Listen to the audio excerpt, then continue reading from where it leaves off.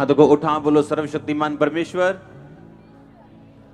आपकी हुजूरी में मैं अपने दिल को खोलता हूं, अपने आप को ग्रहण होने योग्य बनाता हूं, मैं तेरे वचनों को ग्रहण कर सकूं। आज जो कुछ मैं सुनूं 100 गुना फलों को लेके आ सकूं। मेरा आना, क्योंकि मैं आया नहीं, तेरे दूतों के द्वारा लाया गया हूं, मुबारक ठहरे। प्रभु यीशु मसीह के नाम में हम मांगते हैं, आमीन। ऊंचा आशीष ऊंची। स्वागत है जीवित परमेश्वर की जीवित हजूरी में, आमीन। एक बार जोर से तारीफ करो परमेश्वर की, जोर से। बैठ जाओ अपने शरीर में, आत्मा में आप मेरे साथ खड़े हैं। अपनी आंखों को बंद, अपने हाथों को उठाओ, बोलो परमेश्वर, आज तेरा वचन मेरी जिंदगी में 100 गुना फल लेके आए। मांगो अपने हाथों को उठा के, जो आज मैं सुनूं वो 100 गुना फलों को लेके आऊं। मांगो हाथों को उठा के। अपनी बाइबल को उठा, बोलो मैं इस वचन से प्यार करता हूं, ये वचन मेरे शुद्ध रहने का आधार, मैं अपना दिल इस वचनों के लिए खोलता हूं। मांगो अपने हाथों को उठा के अपनी बाइबल समेत, आमीन। अपने पड़ोसी को बोलो तुम्हें परमेश्वर की जरूरत है।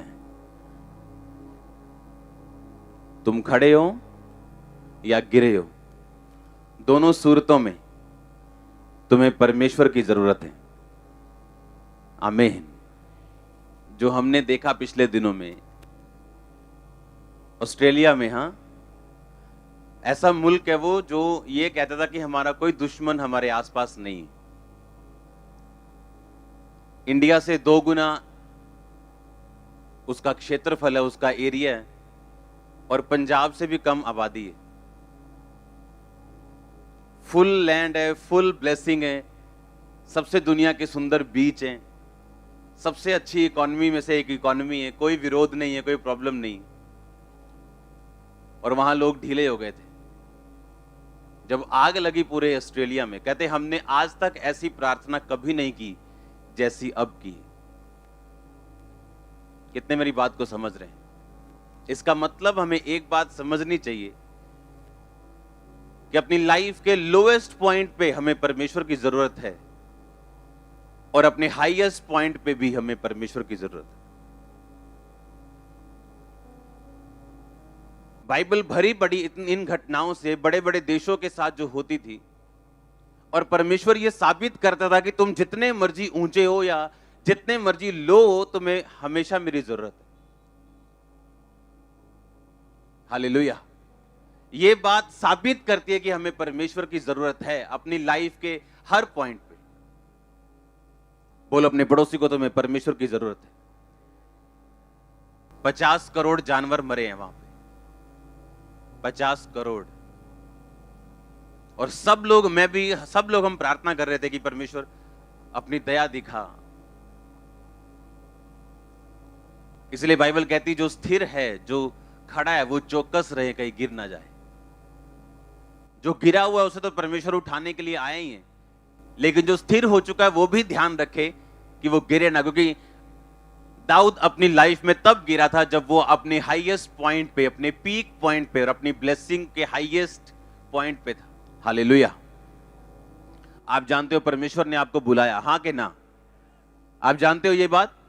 आप लड़ाई में हो, आप ये भी जानते हो। अगर आप लड़ाई में हैं, इसका मतलब हार जीत तो होगी, एक की हार और एक की जीत होगी। और लिखा हमारी लड़ाई शैतान के साथ है, यानी या तो शैतान जीतेगा या आप जीतेंगे। बाइबल कहती है, परमेश्वर ने कहा, इफ्सियों में मैं पढ़ूंगा नहीं उस वचन को, कि मैं आगे कुछ वचनों को पढ़ना चाहता हूं। उसमें लिखा परमेश्वर के सारे हथियार बांध लो ताकि तुम बुरे दिनों का क्या कर सको? सामना कर सको। क्या कर लो? कहता सारे हथियार बांध लो ताकि तुम बुरे दिनों का सामना कर सको। इसका मतलब परमेश्वर विश्वासी को कह रहा है कि बुरे दिन आएंगे, इसे कोई रोक नहीं सकता। इकोनॉमी से लेके, शांति से लेके, जितना आपने आज तक बुरा नहीं देखा होगा उतना आने वाला है। आप देखो, बुरे से बुरा टाइम आने वाला है इकोनॉमी में, हर जगह आप देखोगे। पर करें क्या फिर? मसीही लोग चमकेंगे, ये बात श्योर है। उसका रीजन ये है क्योंकि हमारी ब्लेसिंग इस बात पे डिपेंड नहीं करती कि शहर में क्या चल रहा है, वो इस बात पे डिपेंड करती है क्या हम वचन के ऊपर खड़े हैं या नहीं खड़े। मैंने एक बात बताई थी कि फॉरेन में लोग बोलते थे चर्चें बिक रही हैं और वहां पे बार बनाए जा रहे हैं। अरे वो चर्चें वो नहीं जो हमारे जैसी चर्चें हैं, वो दूसरी चर्चें जो 14 से चली आ रही थी, कोई बेदारी नहीं है, कोई काम नहीं हो रहा, होली स्पिरिट का आधा घंटे में चर्चें खत्म हो जाती, वो चर्चों की बात हो रही, बिल्डिंग्स की बात हो रही, ऐसी चर्चों की बात नहीं हो रही। अगर आप डाटा दुनिया का उठा के देखो तो सबसे ज्यादा दुनिया में जो फॉलो करने वाले लोग हैं वो यीशु मसीह को फॉलो करने वाले लोग सबसे ज्यादा है। हर तीसरा बंदा दुनिया में यीशु मसीह को फॉलो कर रहा है। और आप जानते हो ये बेदारी इतनी बढ़ने वाली है, क्यों? क्योंकि इतना बुरा टाइम आने वाला है लोगों के ऊपर, देशों के ऊपर इतना बुरा आने वाला है, क्योंकि जितना ये बुरा आएगा लोग उतना परमेश्वर की ओर भागेंगे और इसको कोई रोक नहीं सकता। इसको प्रेयर्स भी रोक नहीं सकती। प्रेयर्स आपको सुरक्षित रखेंगी, आपको बलवंत रखेंगी, आपको स्ट्रांग रखेंगी, आपको आगे रखेंगी, दैट्स इट। लेकिन अगर आपको पूरी दुनिया में शांति आ जाए या पूरी दुनिया में कुछ ऐसा हो जाए, पूरी दुनिया खुशहाल हो जाए, ये होने वाला अब नहीं है। अब ये बुरा होगा। और आप नोट करना, और परमेश्वर ने अपने लोगों को बोला, क्योंकि मैंने एक फैसला किया है आपको इक्विप करने का, आपको हथियारों से लैस करने का, ताकि जो समय आपके पड़ोसी पे आया और वो मारा गया, ये आपके साथ नहीं होगा। बाइबल बताती जहां जहां भी परमेश्वर ने आत्मिक लोगों को, आत्मिक चर्चों को खड़ा किया है, वहां वहां परमेश्वर ने अपने लोगों को बचाया है और अपनी इच्छा वहां पे जाहिर की है, अपना आने वाला समय बताया है, लोगों को पहले से बताया कि तुम्हें कैसे तैयार रहना है आने वाले टाइम में बचने के लिए और स्ट्रांग रहने के लिए, ताकि तुम उन लोगों के साथ ना मरो और तुम उन लोगों के साथ सफर ना करो।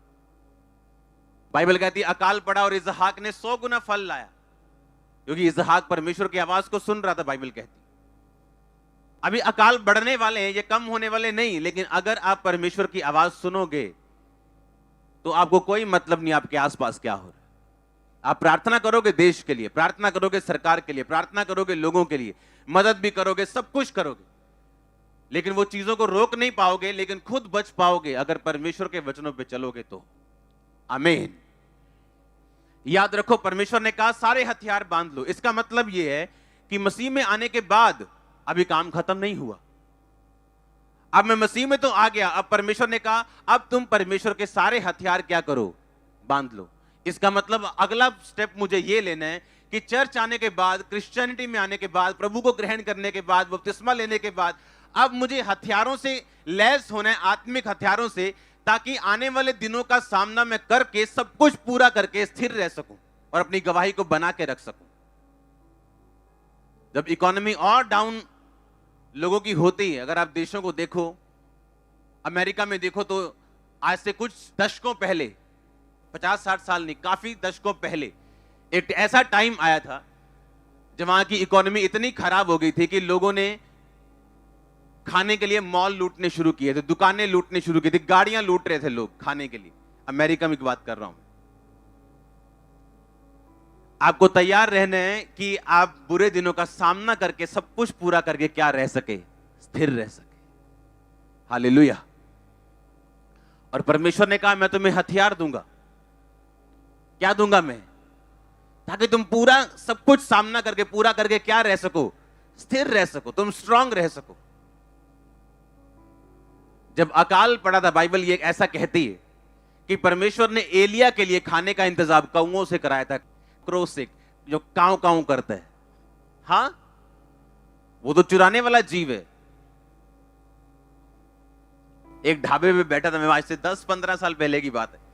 वो ढाबे वाला मालिक आया, बंदूक लेके बढ़ती था, बहुत जोर से चलाई, उसको जितने भी कां थे उसको वो तंग कर रहे थे। वो चुराने वाला जीव है, देने वाला नहीं। पर बाइबल कहती एलिया को उसने दिया, क्योंकि एलिया किसके वचनों पे चल रहा था। आने वाले टाइम में मेरे भाई, जितनी आपको परमेश्वर की जरूरत है उतनी पास्ट में नहीं थी। जितना अंधेरा बढ़ेगा आपकी डिपेंडेंसी उतनी परमेश्वर पे बढ़ जाएगी, उतनी स्पीड से लोग मसीह में आएंगे, उतनी जल्दी से सुसमाचार फैलेगा। और ये सब कुछ हो रहा है और ये होगा क्योंकि परमेश्वर आने की तैयारी कर रहा है। मैं आपको सच कह रहा हूं, परमेश्वर आने की तैयारी कर रहा है। ये सब लास्ट टाइम के साइंस हैं। जिन देशों के पास इतनी पावर है कि दूसरे देशों को पल भर में खत्म कर सकते हैं, पर अपने देश की आग नहीं बुझा पाए, क्योंकि परमेश्वर सबसे ऊपर है। वो दिखाता है, साबित करता है कई बार। हालेलुया। और जितनी ये चीजें होंगी, लोग उतना मसीह में आएंगे। और अंत के टाइम में भी लिखा, जब सब जातियों में सुसमाचार पहुंच जाएगा तब मैं आ जाऊंगा। और जब सब जातियों में सुसमाचार प्रचार हो जाएगा, परमेश्वर ने कहा, तब मैं अपनी कलीसिया को लेने के लिए आऊंगा। आप तो बहुत खुशहाल हो, क्योंकि यहां कोई कमी नहीं है। अभी आपकी जमीनों से अन्न उगता है, कोई कमी नहीं। आप भूखे नहीं सोते हो, कोई कमी नहीं। लेकिन आने वाला समय ऐसा होगा, आने वाले सालों में ऐसा होगा कि खाने के लिए लोगों को लाइंस में लगना पड़ेगा, सिर्फ खाने के लिए। फूड सबसे बड़ी प्रॉब्लम होगा, दिक्कत होगी फ्यूचर में। और ये चीजें मैं इसलिए कह रहा हूं कि हम तैयार रहें बस। आमीन। लिखा, उन दिनों में बहुत से क्रिश्चियन लोगों का प्रेम ठंडा हो जाएगा, लेकिन जो अंत तक धीरज रखेगा उसी का उद्धार होगा। हालेलुया। तो आप सोच लो, कितनी पवित्रता, कितनी प्रार्थना, कितनी चीजों की हमें जरूरत है आज। अगर हम अपने आप को तैयार करेंगे तो सफर नहीं करेंगे उन लोगों की तरह जो बिना मसीह के करते हैं। आमीन। परमेश्वर ने क्या कहा कि तुम हथियार बांधो ताकि तुम बुरे दिनों का क्या कर सको, सामना, सब कुछ पूरा करके स्थिर रह सको। पहला कुरिन्थियों 12 उसकी 6 आयत में लिखा, और प्रभावशाली कार्य कई प्रकार के हैं, परंतु परमेश्वर एक ही है जो सब में सब प्रकार का प्रभाव उत्पन्न करता है, किंतु सबके लाभ पहुंचाने के लिए हर एक को आत्मा का प्रकाश यानी आत्मा का वरदान दिया जाता है। क्योंकि एक को आत्मा के द्वारा बुद्धि की बातें दी जाती, दूसरे को उसी आत्मा के द्वारा ज्ञान की बातें दी जाती, किसी को उसी आत्मा से विश्वास, किसी को उसी आत्मा से चंगा करने का वरदान, किसी को सामर्थ्य के काम करने की शक्ति, किसी को भविष्यवाणी की, किसी को आत्माओं की परख, किसी को अनेक प्रकार की भाषा, किसी को भाषाओं का अर्थ बताना। परंतु ये सब प्रभावशाली कार्य वही एक आत्मा कराता है, और जिसे जो चाहता है वो बांट देता है। ये परमेश्वर ने हथियार दिए हैं। आप जानते हैं,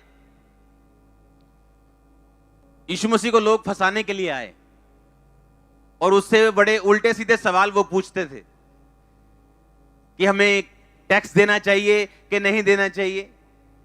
अब बता, जो तू चंगाई करता है ये किस अधिकार से करता है? तो परमेश्वर ने कहा, मैं भी तुम्हें क्वेश्चन पूछना चाहता हूं,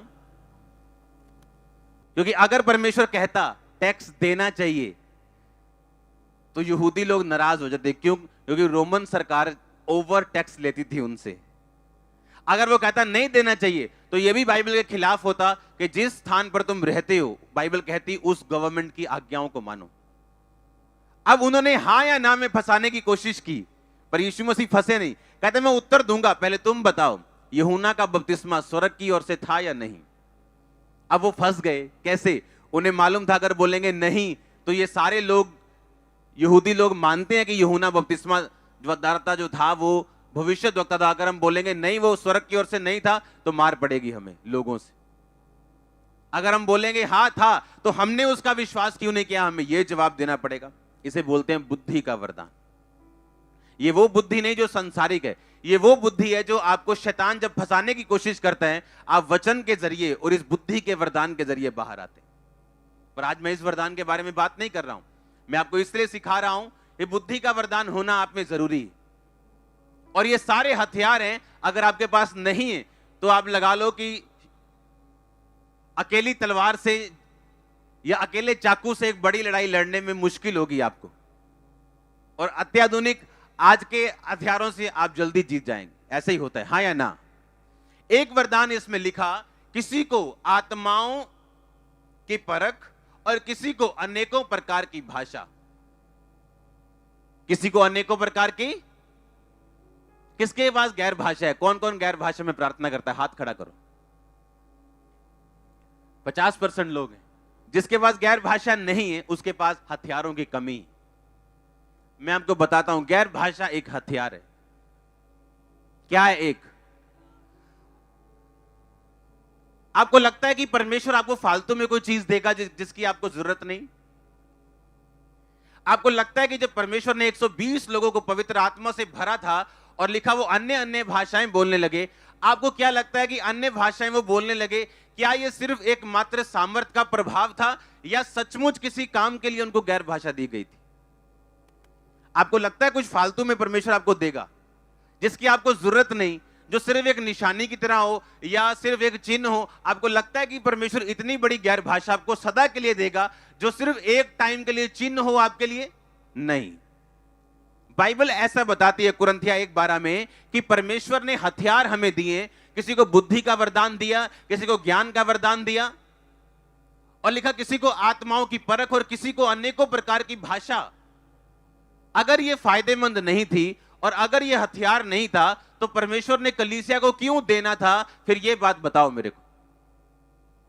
इसका मतलब गैर भाषा के पीछे एक बहुत बड़ा रहस्य, एक बहुत बड़ी खोज है, एक बहुत बड़ा काम है जो एक कलीसिया को समझ होनी चाहिए कि मुझे गैर भाषा परमेश्वर ने क्यों दी है और उसको देने का परमेश्वर का मकसद क्या है और मुझे एक हथियार के रूप में इसको किस तरह से इस्तेमाल करना है।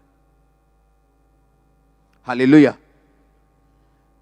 मैं आपको यह प्रूफ करूंगा, गैर भाषा पुराने नियम में भी थी, नए नियम में भी थी, भविष्यवाणी पुराने नियम में भी थी, नए नियम में भी थी, हीलिंग पुराने नियम में भी थी, नए नियम में भी थी। लेकिन पुराने नियम में सब बातें लिमिटेड थी, थोड़ी थी, किसी किसी के लिए थी। आज आप सबके लिए ये अवेलेबल है और इसे गुड न्यूज बोलते हैं। परमेश्वर ने लिखा पहले थोड़ा थोड़ा अपने आप को भविष्यद्वक्ताओं की तरह लोगों पे प्रकट किया, पर अंत के दिनों में अपने पुत्र यीशु मसीह के द्वारा सब पर प्रकट किया। इसीलिए तो ये गुड न्यूज है कि पहले सिर्फ प्रॉफिट्स के पास होती थी, लेकिन आज ये आपके पास हो सकती। पहले सिर्फ कुछ चंद भविष्यद्वक्ताओं के पास होती थी, लेकिन आज आप इसको लेके अपनी लाइफ को सक्सेस बना सकते हो।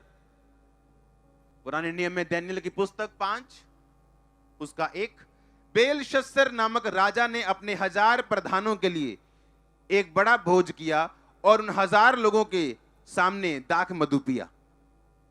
दाख मधु पीते पीते बेलशस्सर ने आज्ञा दी कि सोने चांदी के जो पात्र उसके पिता नबूकदनेस्सर ने यरूशलेम के मंदिर में से निकाले थे उन्हें लाया जाए कि राजा अपने प्रधानों, रानियों, रखेलियों समेत उनमें पिए। अब जो सोने के पात्र यरूशलेम में परमेश्वर के भवन के मंदिर से निकाले गए थे वो लाए गए और राजा अपने प्रधानों, रानियों और रखेलियों समेत उनमें पीने लगा। वो दाख मधु पीकर सोने, चांदी, पीतल, लोहे, काठ, पत्थर के देवताओं की स्तुति कर ही रहे थे कि उसी घड़ी मनुष्य के हाथ किसी कई उंगलियां प्रकट हुई और निकलकर दीवट के सामने राज मंदिर की दीवार के चूने पर कुछ लिखने लगी, और हाथ का जो भाग लिख रहा था वो राजा को दिखाई पड़ा। उसे देखकर राजा भयभीत हो गया और मन ही मन घबरा गया और उसके कमर के जोड़ ढीले पड़ गए और कांपते कांपते उसके घुटने एक दूसरे से टकराने लगे। तब राजा ने ऊंचे शब्द से पुकारकर तांत्रिकों, तंत्रियों, कसदियों और फ्यूचर बताने वाले सब पंडितों को हाजिर रहने की आज्ञा दी। और जब बेबीलोन के पंडित पास आए तब राजा उनसे कहने लगा, जो कोई ये लिखा हुआ पढ़कर इसका अर्थ मुझे समझाए उसे बैंजनी रंग का वस्त्र, उसके गले में सोने की कंठमाला पहनाई जाएगी और मेरे राज्य में तीसरा वो प्रभुता करेगा। तब राजा के सब पंडित लोग भीतर आए परंतु उस लिखे हुए को पढ़ ना सके, ना राजा को उसका अर्थ समझा सके। इस प्रकार बेलशस्सर राजा बहुत घबरा गया और भयतुर हो गया और उसका प्रधान भी बहुत ही व्याकुल हुए। राजा और प्रधानों के वचनों को सुनकर रानी भोज के भवन में आई और कहने लगी, हे राजा, तू युग युग जीवित रहे, अपने मन में ना घबरा और ना उदास हो। तेरे राज्य में दानियेल नाम एक पुरुष है जिसका नाम तेरे पिता ने बेलतशस्सर रखा है। उसमें पवित्र ईश्वरों की आत्मा रहती है और उस राजा के दिनों में प्रकाश, प्रवीणता, ईश्वर के तुल्य उसमें बुद्धि पाई गई। अब हे राजा, तेरा पिता जो राजा था उसने उसको सब जोशियों, तांत्रिकों, तस्दियों और अन्य भावी बताने वालों का प्रधान ठहराया था, क्योंकि उसमें उत्तम आत्मा, ज्ञान और प्रवीणता, सपनों का फल बताने, पहेलियां खोलने और संदेह दूर करने की शक्ति पाई गई।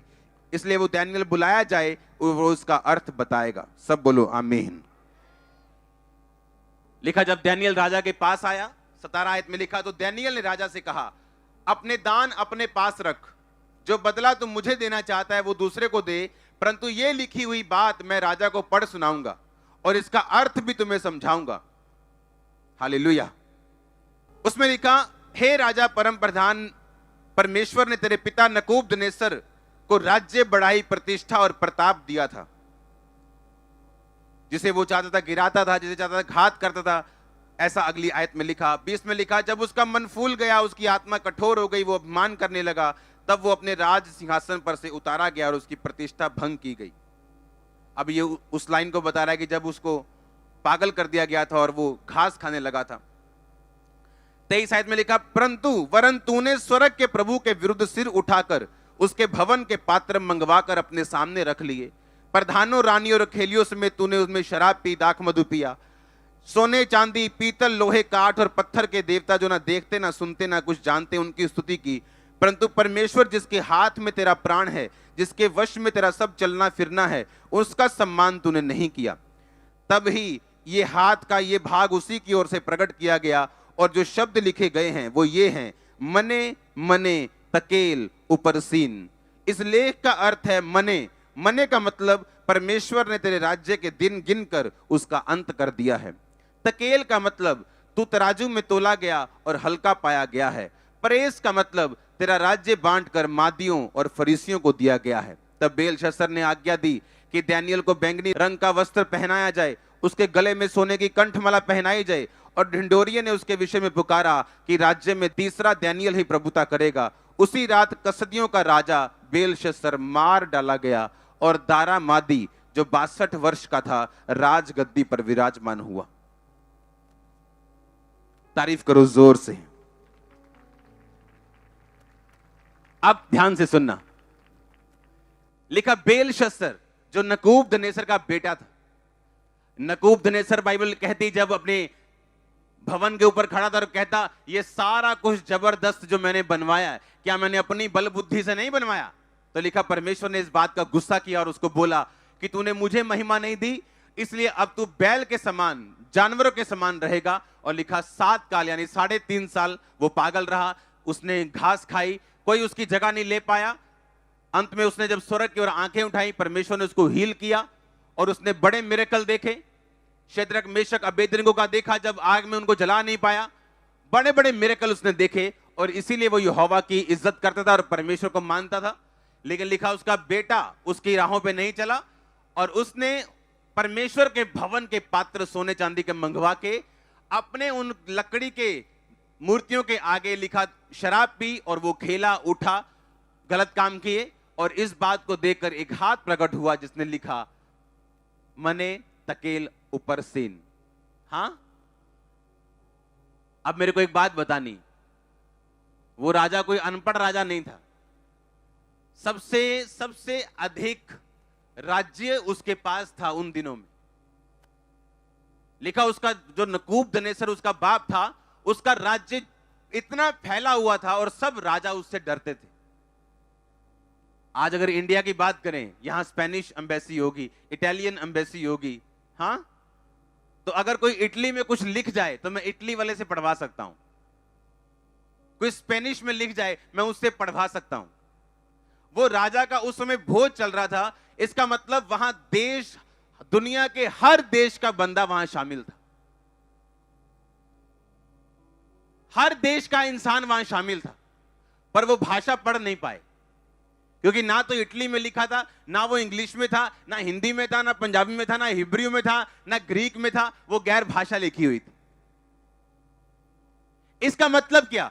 जब उसने परमेश्वर के भवन के पात्र मंगवा के उन काठ के, उन लकड़ी की मूर्तियों के आगे जब उसने पाप किया, तो परमेश्वर ने जब एक व्यक्ति को दंड देने की सोची तो उसने गैर भाषा का इस्तेमाल किया। सुनो, वो पात्र किसके थे? परमेश्वर के थे। किसके पास? एक अन्य जाति राजा के पास। है किसके थे? शैतान का ये काम है, जो परमेश्वर ने आपको दिया उसको लेना, जो आपसे बिलोंग करता है उसको वापस लेना, जो आपका है उस पर कब्जा करना। वो हस्बैंड हो, वो फाइनेंस हो, वो भाई हो, वो बहन हो, जो आपका है उस पर कब्जा करना, यह शैतान की फितरत है। और तब तक कुछ नहीं हुआ जब तक गैर भाषा प्रकट नहीं हुई। तब तक वो खा पी रहे थे, एंजॉय कर रहे थे, और जैसे ही गैर भाषा प्रकट हुई सब कुछ बदल गया। घुटने कांपने लगे, हां, जोड़ ढीले हो गए, दुखी हो गए सारे। इटालियन भी पढ़ नहीं पा रहा, स्पेनिश भी पढ़ नहीं पा रहा, इंग्लिश वाला भी पढ़ नहीं पा रहा, उसके सब पंडित, सब तांत्रिक भी पढ़ नहीं पा रहे। कहते क्या है ये, कौन सी भाषा में? सब तो यहां मौजूद है, दुनिया का हर बंदा तो इस भोज में मौजूद है, लेकिन कोई पढ़ क्यों नहीं पा रहा है इसको? कौन सी भाषा है ये? वो गैर भाषा थी। शैतान उसे पढ़ नहीं सकता, ना उसके लोग पढ़ सकते हैं। और लिखा, जब गैर भाषा प्रकट हुई, जब वो गैर भाषा प्रकट हुई तो न्याय प्रकट हुआ। तो न्याय प्रकट हुआ, तो परमेश्वर ने न्याय किया गैर भाषा को प्रकट करके। परमेश्वर ने कहा, तेरे दिन मैंने तुम्हें तोला और हल्का पाया, तेरे दिन मैंने गिन लिए और खत्म कर दिया। ऊपर सीन मतलब तेरा राज्य दारा, मादी, फारसियों और मादियों को दे दिया जाएगा। और लिखा, उसी रात में मर गया। और मादी, दारा, मादी एक जगह का नाम है, एक जाति का नाम है। वो 62 वर्ष का उस रात राजा बना। इसका मतलब क्या? गैर भाषा जब प्रकट हुई तो न्याय प्रकट हुआ। जब गैर भाषा प्रकट हुई तो एक न्याय किया गया कि उस राजे को जमीन तक उतार दिया गया जो आसमान के उस कुर्सी पे बैठा था। शैतान गिरा दिया जाएगा जिस दिन आप गैर भाषा में बातें करोगे। जो फाइनेंस आपका सालों से गिरा हुआ, आपके दादा, आपके बाप दादा सब कुछ हार चुके हैं, वो गिरा दिया जाएगा। वो अल्टर, वो वेदी जो शैतानी है, जब गैर भाषा शुरू होगी वो गिरा दी जाएगी। वो बीमारी जो 20 सालों से आपके पीछे, जिस दिन आपने गैर भाषा में प्रार्थना की, मैंने कहा उसका वेदी गिरा दी जाएगी, उसका अल्टर गिरा दिया जाएगा। जो पागलपन आपको छोड़ के नहीं जा रहा, जिस दिन ये गैर भाषा शुरू होगी, मैंने कहा वो छोड़ के भी जाएगा। ओह, आपका आमीन जितना ऊंचा। आप समझ रहे मेरी बात को कि नहीं? आप समझ रहे कि नहीं? गैर भाषा प्रकट हुई, सब कुछ चेंज हो गया। मेरी बाइबल के पीछे 87-88 प्रेयर पॉइंट लिखे हैं मेरे पर्सनल, और हर 15-20 पॉइंट्स के बाद गैर भाषा में प्रार्थना करता हूं। जब गैर भाषा प्रकट हुई तो न्याय प्रकट हुआ। आप जब गैर भाषा में प्रार्थना करेंगे, और गैर भाषा के लिए आपको बैठने की जरूरत नहीं है कि प्रार्थना में बैठेंगे तो बोलेंगे। आप गाड़ी चलाते थे गैर भाषा बोल सकते हो। आप ऊंचा नहीं बोल सकते, लेकिन जीप में बोल सकते हो।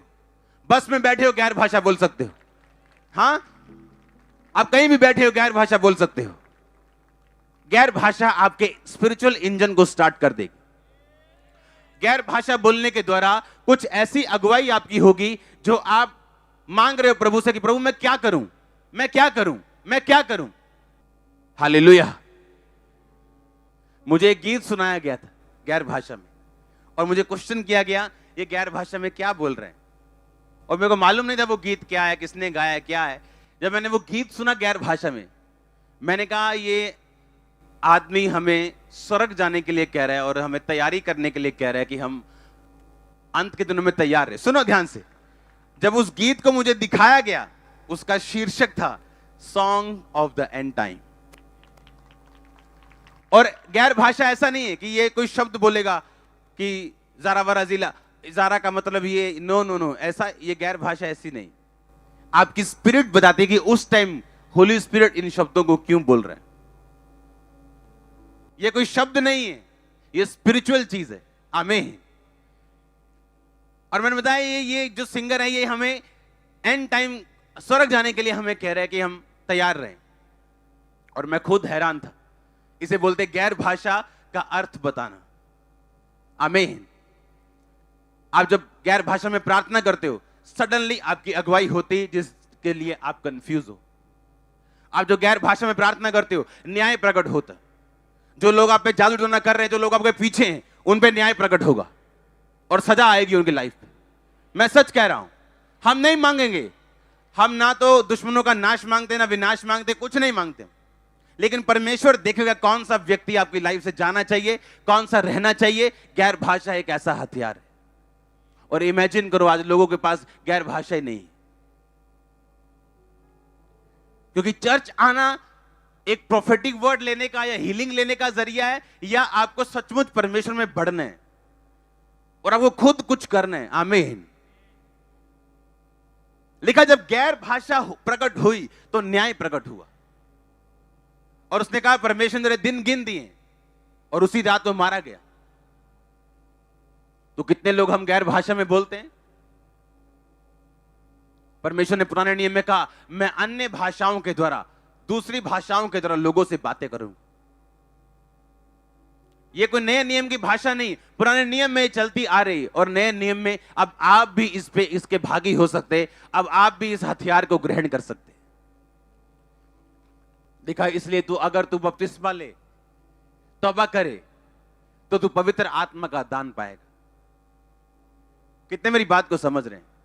और लिखा गैर भाषा जब तुम्हारे पास होगी और जब तुम इसे बोलोगे, एनिमी कंफ्यूज होगा। आप देखो, जो बंदा चौड़ में चल रहा था, ले आओ परमेश्वर के, कौन से परमेश्वर, ले आओ उसके भवन के सोने चांदी के पात्रों में, लिखा पी के नाच रहे थे, अपने पूरी ताकत दिखा रहे थे, शक्ति प्रदर्शन चल रहा था, एक तरह का एंजॉय पार्टी चल रही थी। वो घबरा के उसके घुटने कांप रहे थे। इसका मतलब न्याय प्रकट होगा। इसका मतलब आपका एनिमी शैतान, उसके एजेंट्स, उनके कैंप में, उनके घरों में, उनके जीवनों में कंफ्यूजन पैदा होगी जिस दिन आप गैर भाषा बोलेंगे। लोग कंफ्यूज होंगे आपके विषय में, कंफ्यूज हो जाएंगे वो कि आपका क्या करें। वो सोचो अगर गैर भाषा ना बोली जाए तो कितना बड़ा नुकसान है।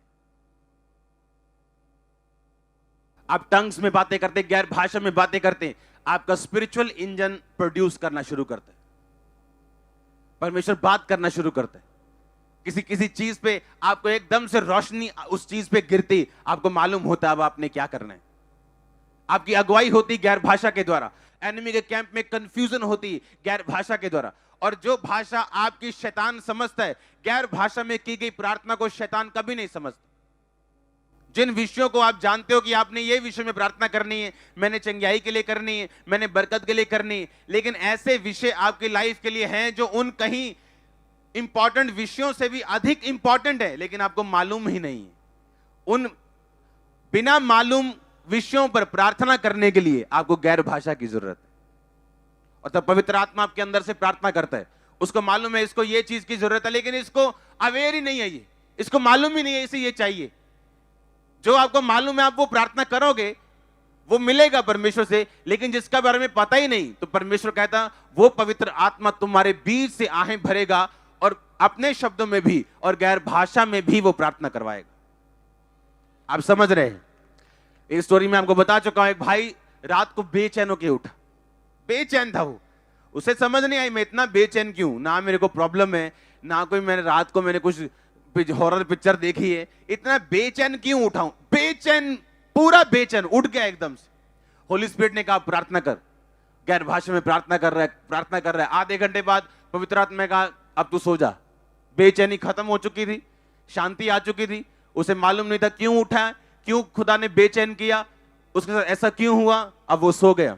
थोड़े दिन बाद अपने घर गया, भाई से मिला, उसके भाई ने बताया था फोन्स नहीं होते थे, अगर होते थे तो किसी के पास होता होगा, इंटरनेट वगैरह कुछ नहीं था। उसके भाई ने बताया फलानी तारीख को रात को मुझे हार्ट अटैक आ गया था और मैं मर गया था, और मैं जब हॉस्पिटल में लेके गया डॉक्टर ने बोला ये मर चुका है।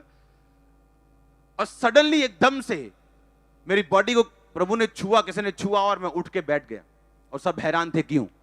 उसने बताया, सुनो, उसने बताया कि सेम डे जिस रात तेरे को ऐसा हुआ, उस रात खुदा ने मुझको उठाया था और मैंने गैर भाषा में प्रार्थना की थी।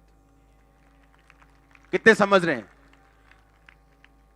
अब उसको यह तो मालूम नहीं था कि अपनी भाषा में क्या बोलूं, पर आप गैर भाषा में प्रार्थना कर सकते हैं। और होली स्पिरिट आपको आपके पास्टर के लिए, आपके घर के लिए, आपके मोहल्ले, आपके नगर के लिए, जिन विषयों को आप नहीं जानते, होली स्पिरिट उन शब्दों को लेके वो प्रार्थना करता है जो आप नहीं समझ सकते। और इसीलिए जो गैर भाषा बोलने वाले विश्वासी हैं, वो दूसरे विश्वासियों ज्यादा रिजल्ट लेके आते हैं, क्योंकि उनके पास एक हथियार एक्स्ट्रा है जिसको वो यूज करते हैं। हालेलुया। लिखा जो गैर भाषा में प्रार्थना करता है वो अपनी ही,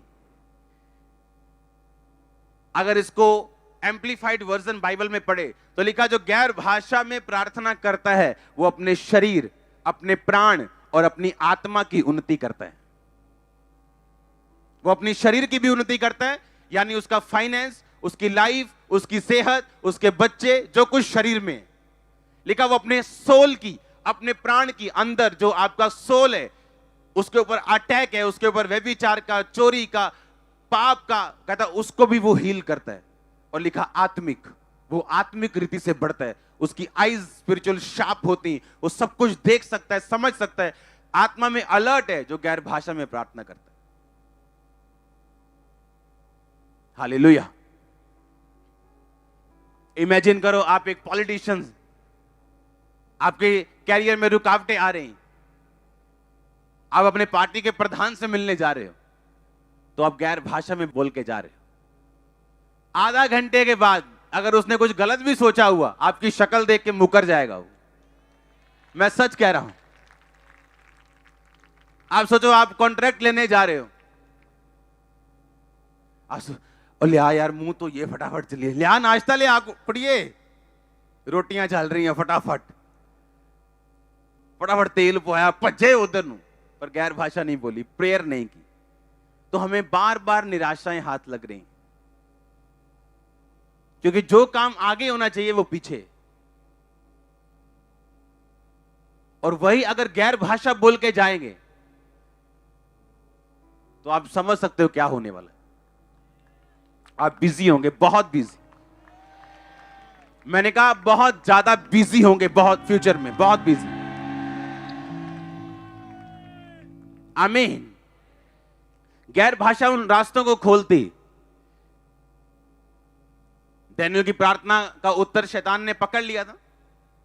आप गैर भाषा में प्रार्थना करते हो, शैतान समझ नहीं सकता इसको। अगर वो समझ नहीं सकता, वो कंफ्यूज रहेगा हमेशा। और एनिमी का कंफ्यूज रहना आपके लिए जरूरी है, हां या ना? उसकी चालों का खत्म होना। अब आप किसी व्यक्ति के लिए प्रार्थना कर सकते हो जो आपको डाउन करने की कोशिश करता है, पर उन लोगों का क्या जिनके बारे में आपको भी मालूम नहीं और आपके ग्रुप में बैठे हो, क्या करोगे? गैर भाषा। गैर भाषा वहां लगती है जहां आप नहीं जा सकते। ये उन पाइपों से चली जाती है जिनके बारे में आपको मालूम नहीं। इसलिए तो परमेश्वर ने कहा मैं तुम्हें हथियार दूंगा। हां, बड़ी सी बंदूक देखते ना तो दिल से वाह क्या बंदूक है, ये स्पिरिचुअल शानदार बंदूक है आपकी, लाखों रुपए देके मिलेगी नहीं, फ्री मिलेगी, पर कहता मुझे ग्रहण कर, बपतिस्मा ले, तौबा कर, आज्ञाओं को मान, तो तू भी पवित्र आत्मा का दान पाएगा। अब सोच लो कितना जरूरी है। सोच लो जो लोग सिर्फ चर्च ही अटेंड कर रहे हैं, प्रार्थना सिंपल वाली भी नहीं तो गैर भाषा वाली तो बहुत, सोच लो वो कहां बैठे हैं अभी, कितना पीछे बैठे हैं अभी। हालेलुया।